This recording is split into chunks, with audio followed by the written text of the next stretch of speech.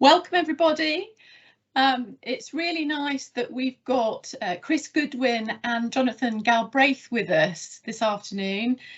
Claire and I thought it would be really helpful to put a few video blogs together to try and explain the dark depths of mystery related to pensions.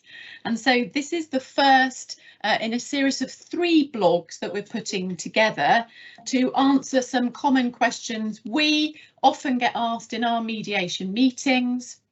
And I know from speaking to people that come and meet with us in mediation that their solicitors also ask and people themselves ask. So thank you very much to Jonathan and Chris for joining us. They're from a business called Mathieson Consulting, a very well respected, as we call them, pension expert company who are there to answer all of the questions that we have about pensions. So as I've said, thank you for joining us this afternoon.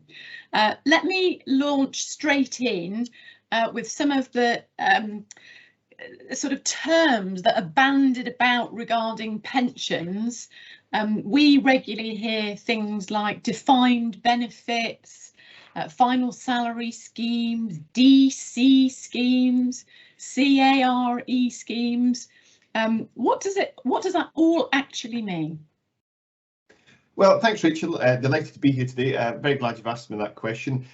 Yes, there's a lot of alphabet soup when it comes to different kinds of pensions, but we can really boil it down into 2 main types. So what you called DB or defined benefit there, and what you call DC or defined contribution there.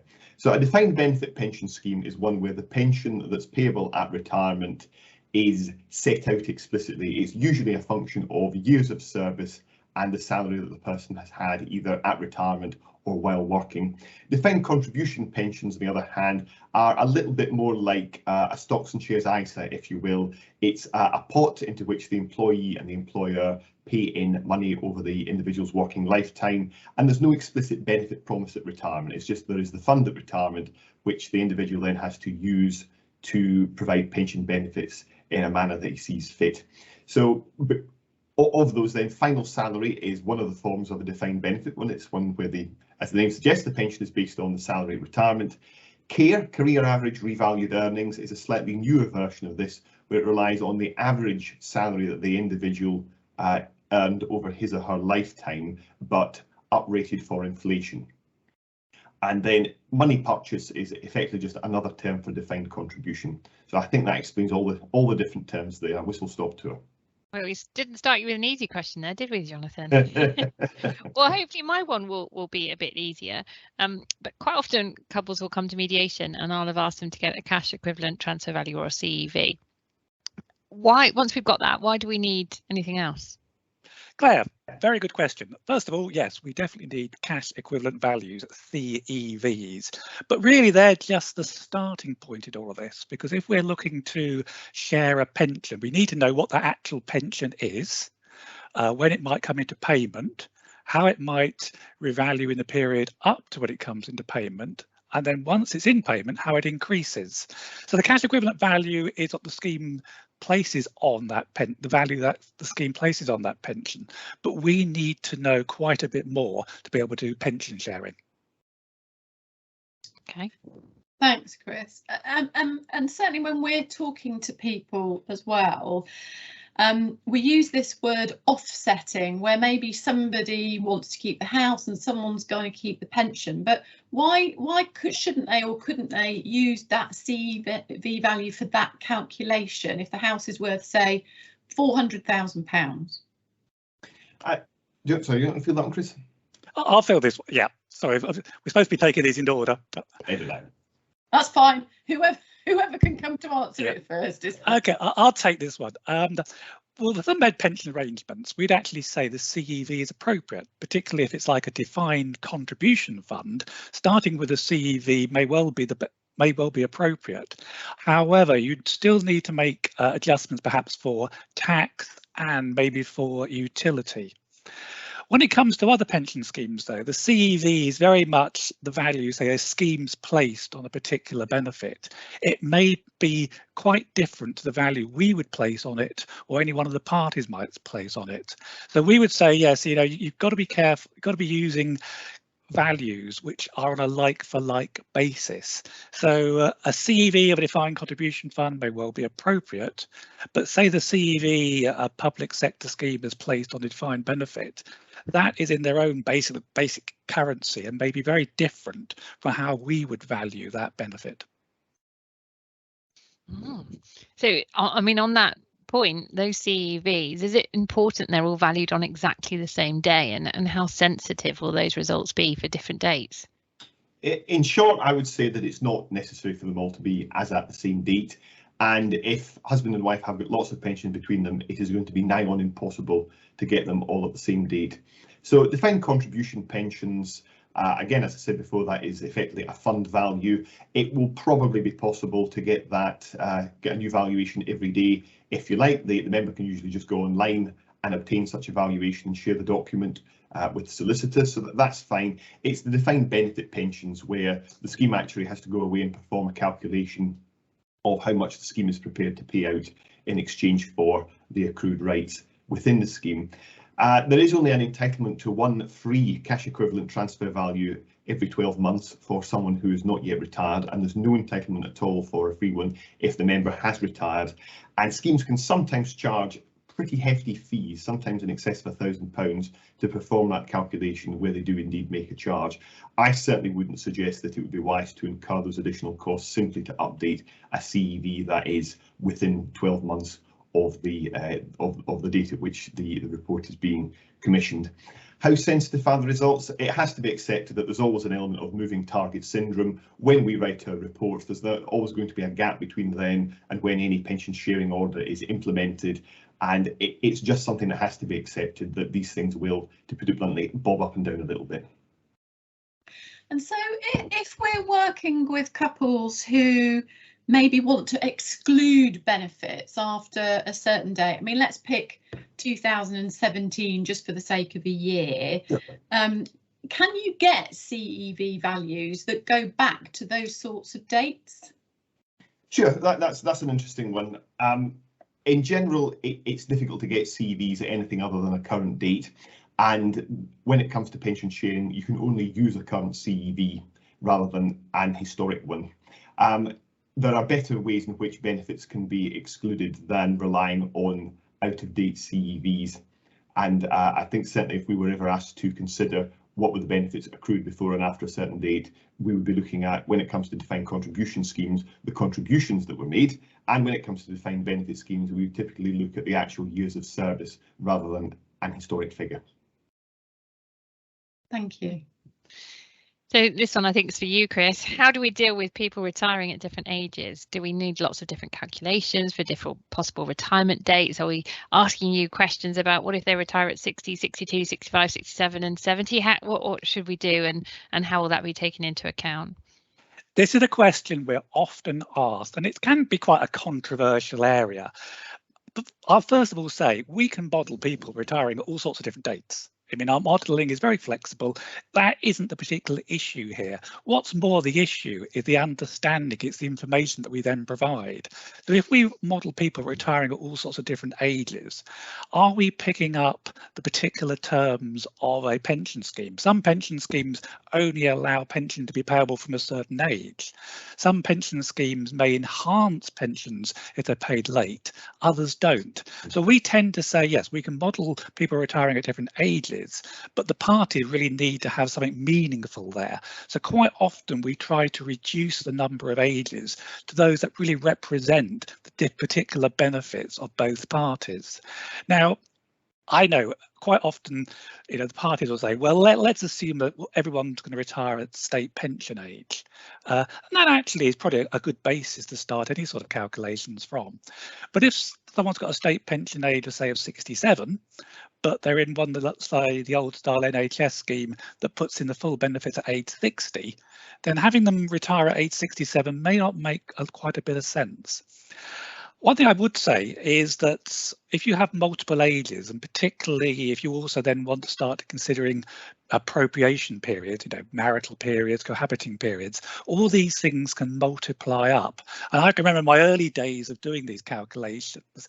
I'd won 2 parties, and they wanted me to model basically 24 different scenarios just to start off with.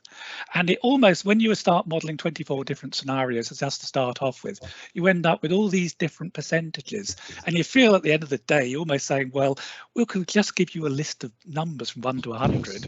Why don't you get yourself, put them on a dartboard, throw the dart, there we are. So it's not so much we can model anything, it's more the information, what is actually going to be useful there for the parties. And I would say if we've got 24 different scenarios, is that really going to be useful to the parties? Will that help them resolve their, their dispute if they've got so much there in so many different possibilities? In a way, the more questions you ask, the more answers you're going to give, isn't it? Well, yes, it's almost be careful what you ask for, I think, in this respect here. And I think this is where the sort of your pension or divorce expert can be very useful, coming back and actually saying, well, these are the sorts of ages we think we should actually be modelling for you. And actually, there have been a number of court cases where actually the court has actually sided with the pension expert and saying, well, actually, we're going to follow what the pension expert says here, because it seems quite sensible, say, to assume both parties retire at age 60. So it's not us being awkward, it's us actually wanting to give both parties information they can find most helpful information. Yeah. And I suppose just a quick question from me on that to give people listening to this a couple of top tips. Everybody gets, and we'll come on to this, but in one of our other blogs later, but everybody worries about what they should actually put in letters of instruction to you. Is there a sort of top tip as to how people could actually deal with that in a letter of instruction with you, all the different calculations? Is there some wording that you would recommend, or would you ask people to say, tell us what you think the calculations should be, and we'll tell you what we think they should be before we start on a report? Any top tips on that?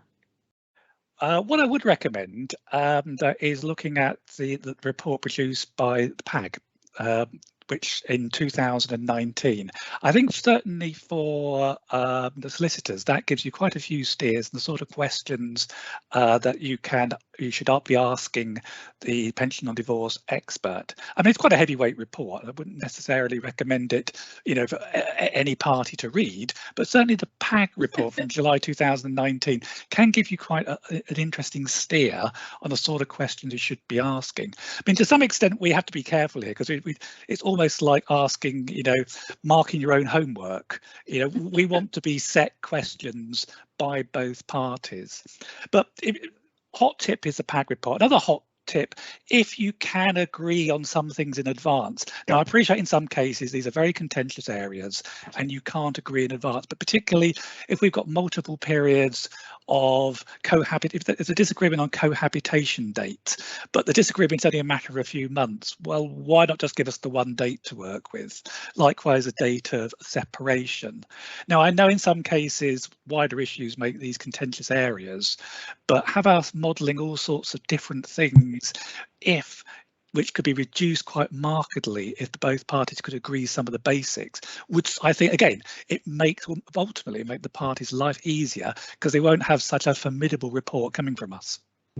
I completely agree with everything that you said there, Chris. The other thing I would say, from having seen a few letters of instruction, if I might respectfully suggest, if solicitors could avoid sending letters of instruction that effectively say in it pensionsy things, where there's this sort of blunderbuss approach has been taken of let's ask for everything, let's ask for lots of different ages and lots of random periods of apportionment and offsetting even though there aren't really any other assets, and let's just ask for everything that anybody could possibly ask for that may have been relevant in another case but isn't in this one. We do occasionally see this.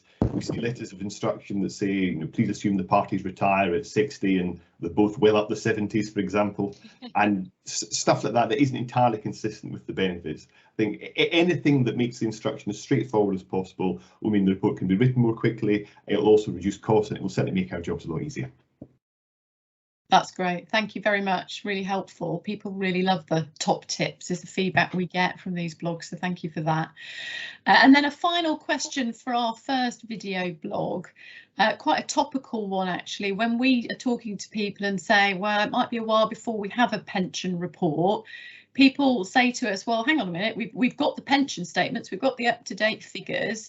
Why does it take so long to do a pension report? And at the moment, I mean, I know it will change over time, but what would you say is an average time that people should allow for you to do your expert job of preparing a report for them? Good question. As you expect, we get challenged on this question. Why does it take you so long? First of all, I would say actually getting all the correct information itself can take some time. So we very much appreciate what's sent in to us with letters of instruction, but quite often that information has been collected over quite a few months. Some of it can become quite historic. So we're going to need to send out letters of authority to the parties, which we can then send on to the various pension schemes to get more up-to-date information. It also could well be that the information provided is useful but is incomplete. We may just have like the cash equivalent value with no information about the actual pension itself. So all this can actually take a number of months because schemes actually have something like 12 weeks in which just to turn around a cash equivalent value quote. So once we get all that information, then the report has to be scheduled. Actually, the actual time it takes to write a report, if we have everything that we need, can actually be could be written quite typically in a day and then reviewed by another party in a half a day. But to get to that requires quite a bit of input. We have an admin team that spends spends a lot of time getting all that information ready. So it's really, again, it's this theme of information. It's got to be the correct information. Once we've got all that collated, we can actually do things quite quickly. Now you ask, how long should it take? I mean, we've had cases where letter of instruction has come in 1 week. All the information was there. We didn't need letters of authorities. We actually wrote the report next week and issued it.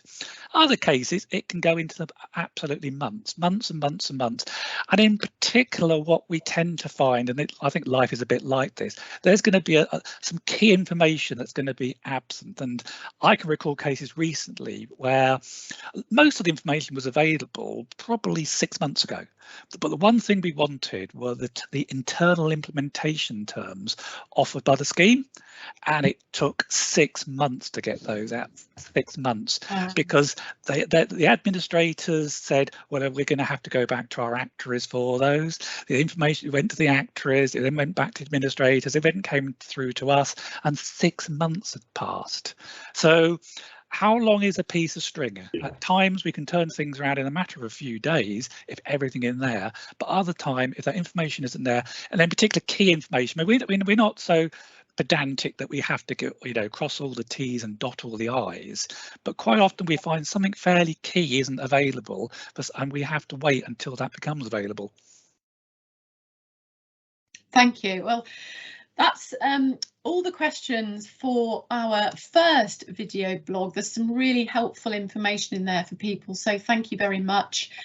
When we post this live onto our website and our YouTube site, we will include your email addresses so that people have your details if they'd like to instruct you in relation to reports. And we'll also put a little link in there to that PAG report that you helpfully mentioned, because there's a lot of helpful information in there, isn't there, that people can access. So we'll do that. So until video blog 2, thank you, Chris and Jonathan, for your time. Our pleasure. Thank you. Thank you.